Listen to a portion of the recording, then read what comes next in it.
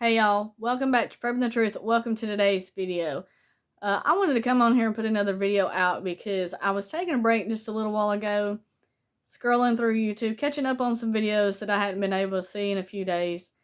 And one of them really got my attention about some information that they put out. And a lot of people see what is going on, they see an article, and they put that in the back of their mind, and then later that article fulfills. And they say, they told us about this ahead of time. There's tons of times that this has happened over the years. And we all know that there's a group of people that is in control of a majority of the stuff that is happening. Okay? We know. I mean, you can go back and look over the years at videos that come out long time ago before everybody was preppers, when most of us was considered real crazy for believing all this stuff was happening like this before it really started unfolding. If you're new here, go ahead and hit that subscribe button because you're definitely going to want to stick around for some of this information. I'm going to give you a little bit of it, and then I'm going to tell you what article this come from. I believe it has already been pulled off because it caught a lot of backlash, but there is people that screenshot it, so there is little bits of it out there to be found if you do your research and you search for it.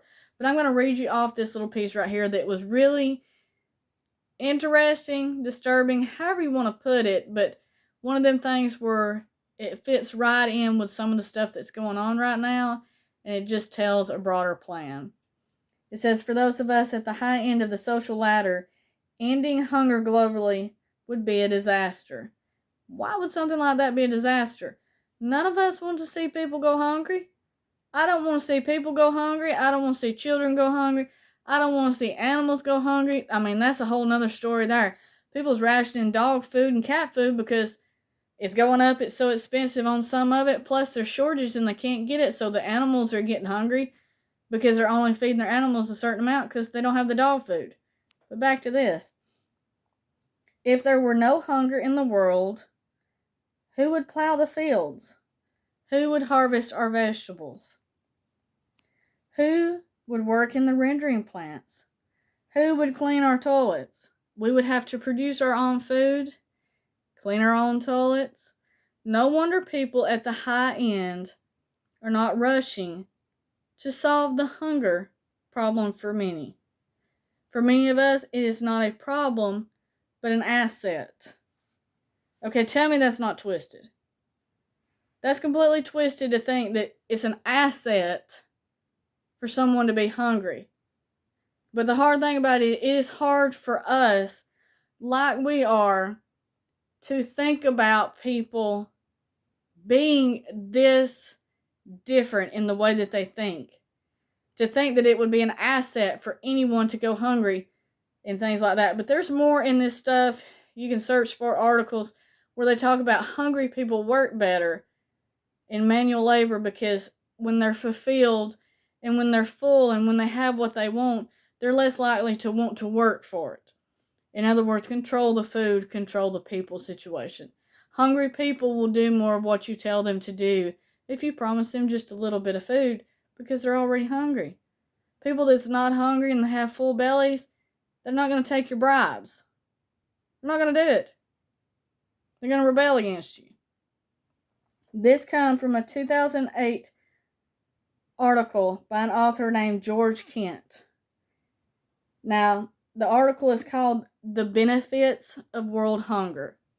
This was put on a few days ago on the UN website. You know it as well as me. They always give us little bits and pieces of what is going on. Sometimes ahead of time, sometimes right in the middle of it. Ain't it a strange time that the UN would post about world hunger when we're in a massive crisis right now with food shortages, supply chain issues, inflation that people can't even afford to buy the food that is there. That's not a coincidence. Y'all know it's not a coincidence. And if you're one of them people that thinks it's not really that big of a deal and there's nothing really to it, you better open your eyes.